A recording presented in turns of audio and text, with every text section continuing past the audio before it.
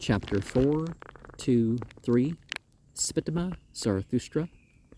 In the Gathas, we find Zarathustra alluding to old revelations, Yasna 46:6, and praising the wisdom of the Saoshyanto fire priests, Yasna 46:3 and 48:12. He exhorts his party to respect and revere the Angra, Yasna 43:15, i.e. the Angiras of the Vedic hymns, who formed one of the most ancient and celebrated priestly families of the ancient Aryans, and who seem to have been more closely connected with the Enta-Zoroastrian form of the Parsi religion than any other of the latter Brahmanical families. These Angiras are often mentioned together with the Atharvans, or fire priests, which word in the form Atharva is the general name given to the priest class in the Zendavesta, and both are regarded in the Vedic literature as the authors of the Atharva Veda, which is called the Veda of the Atharvangiras, or the Atharvana, or Angirasa Veda, i.e. the Veda of the Atharvans are Angiras. See Max Muller's History of the Ancient Sanskrit Literature, page 448. This work was, for a long time, not acknowledged as a proper Veda by the Brahmins, because its contents, which consist chiefly of spells, charms, curses, mantras for killing enemies, and so on, were mostly foreign to the three other Vedas, which alone were originally required for sacrifices. On comparing its contents with some passages in the Yashts and Vendadad, we discover a great similarity, although a close connection between the Enta-Zoroastrian and the Atharvana and Angarasa religion can hardly be doubted, yet this relationship refers only to the magical part, which was believed by the ancient Greeks to be the very substance and nature of the Zoroastrian religion. In all likelihood, as the names Atharvana and Angarasa, our fire priests, indicate, the worship of fire was a characteristic feature of this ancient religion. Well, the Zoroastrians, as they're called, didn't worship the fire, they worshipped with the fire, so there was a difference there. And it wasn't the fire god was what they prayed to. They didn't, the Saoshyanto, our fire priest, who seem to be identical with the Atharvans, are to be regarded as the real predecessors of Spitama Zarathushtra, who paved the way for the great religious reform carried out by the latter. It is distinctly said, Yasna 53:2, that the good Ahura religion was revealed to them, and that they professed it in opposition to the Deva religion.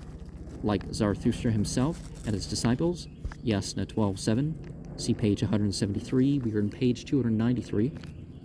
We must therefore regard these ancient sages as the founders of the Ahura religion, who first introduced agriculture and made it a religious duty, and commenced war against the Deva religion. The struggle may have lasted for several centuries before Spitama Zarathushtra appeared in Iran, professedly by the divine command to strike a death blow at idolatry and to banish it forever from his native soil. Now, I would say Azerbaijan or Afghanistan was most likely places that he arose from. But however, this may have been the decisive step of completely separating the contending parties from one another and establishing a new community governed by new laws was taken by Spitama Zarathushtra. He has, therefore, many claims to be regarded as the founder of the true Mazdayastian or Parsi religion, which absorbed the old Ahura religion of the ancient fire priests. He himself was one of the Saoshyanto, or fire priests, because we find him, when standing before the sacred fire, delivering his speeches and receiving answers from Ahura Mazda, out of the sacred flames. The events of his life are almost all enshrouded in darkness, to dispel which will be forever possible. Should no authentic historical records be discovered in Bactria, his home. The reports regarding him, given by the Greeks and Romans, see the first essay, are as unhistorical and legendary as those found in the majority of the Avesta books themselves. In the Vendidad and the Yasts, see page 212, we are on page 295. He is represented to us not as a historical, but as a dogmatical personality stripped of nearly everything that is peculiar to human nature, invested with the supernatural and holy divine power, standing next to God himself, and being even elevated above the archangels. Well, the light beings don't have a choice, so a human who does well is lifted above that, right? The temptations of the devil, whose whole empire was threatened by the great prophet, form a favorite subject of the traditional reports and legends. He was the consecration of all wisdom and truth, and the master and head of the whole living creation. See page 211, we are on page 296. The only source whence we may derive some very scanty historical facts is the older Yasna. In this part of the scriptures only, he appears before our eyes as a real man, acting a great and prominent part in the history of his country, and even in the history of the whole human race in general. He was a member of the Spitama family, which name is given to the Ha'etchadaspas, also Yasna 4615, who seem therefore to have been his nearest relations. His father's name was Pourushaspa, according to the latter Yasna and Vendidad. Of his children, only his daughter Pouruchista, Yasna 53.3, is mentioned by the two names Ha'etchadaspana Spitami, which can be interpreted only as belonging to the Spitama family of the Ha'etchadaspa lineage.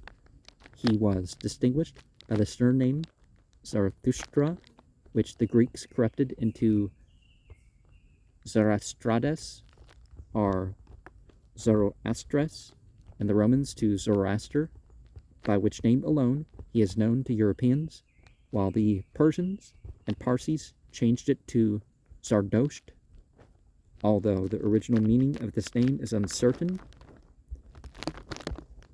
See the author's work on the Gathas 2, page 245 and 246, note 1, where the different explanations of the name hitherto given are mentioned and refuted. The most probable meaning of Zarathustra is not the most excellent poet, as the author suggested formerly, but senior chief in a spiritual sense, and the word may be traced to the Sanskrit Jarat, which means in compounds old, Ustra, then equivalent to Uttara, the superior, excellent. And I would say, if you put it back further, we might say it's the golden or ruddy red camels, and there's a particular cute blend of camels in Afghanistan. And yeah, until I saw footage that contained them, I didn't think there was such a thing as a cute camel, Yet it can hardly be doubted that it was not merely the proper name of the founder of the Parsi religion, but denoted a certain high dignity, that of the high priest of the country. This follows clearly from Yasna 19, see page 188, we're on page 296, where the Zarathustra is mentioned as the fifth chief in those countries, where there are four others of an inferior order, and as the fourth, where there are only three others below him, and it is evident from the title Zarathustrotemo. This title must mean, according to grammar, tema being the superlative suffix, the greatest or highest Zarathustra, which denomination can be understood only if we assume the existence of several contemporaneous Zarathustras at whose head he was placed. The name Zarathustra must therefore have conveyed in ancient times nearly the same meaning as the word dastur does nowadays. It must have meant the spiritual guide and head of a whole district or even province. The Zarathushtra Temo is, therefore, to be compared with the Dasture, Dasturon, or chief high priest. Even according to the notions of the modern Parsis, a Dastur occupies a very high rank among them. He is a Ratu, or chief, in the living creation, and in his praise and honor even ceremonies may be performed. A clear proof of that word, Zarathustra itself, was not alone deemed sufficient to distinguish the prophet from other men, is that his family name was Spitama, is generally prefixed when he is spoken of. In a similar manner, each of the present Dasturs introduces the title Dastur between his own name and that of his father, so that his own name is prefixed to the title, as for instance, Peshotan Dastur Behramje Sanjana. See the title page that learned Dastur's edition of the Dean card. This circumstance implies distinctly that there were other Zarathustras besides the one who was distinguished by the name Spitama, and who alone was regarded as the real founder of the Mazdayastian religion. His home seems to have been in Bactria, which is called Berekta Armaete in the Gathas, and Bakde, or Bakde, a corruption to the former, in the Vendidad. And I don't like calling it a corruption when you're using a different term, but, you know, the way the Greeks and the Romans, even if they could say it, they would render it into something different, even if it didn't mean something that was an issue in their language, they would render it into something different. You know, that maybe you could call corruption, but typical one language to another thing, not really. The Vendidad. In his own works, he calls himself a Mathran, reciter of the mantras, a Duta, messenger, sent by Ahura Mazda, a speaker, Maratan. He listens to the oracles given by the spirit of nature. Geush, Urva, and secret words are revealed to him by Ahura Mazda through the flames. His doings are best learned from the Gathas, extracts from which have been given above. See page 149 to 170. We're in page 297. So we may here confine ourselves to a few remarks as to the probable age in which he lived. And notice how some of the meanings of the terms for angels and prophets kind of come together. Both are deputies of texts,